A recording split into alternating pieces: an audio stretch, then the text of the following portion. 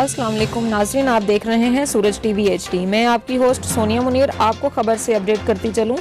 Lahore police operations wing असला कार्रवाई। Lahore police operations wing का नाजायज़ असला रखने और नुमाइश करने वालों के खिलाफ क्रैकडाउन जारी। हवाई फायरिंग और असले की नुमाइश के तदारुक के लिए बिला इम्तियाज़ कार्रवाइयाँ जारी हैं।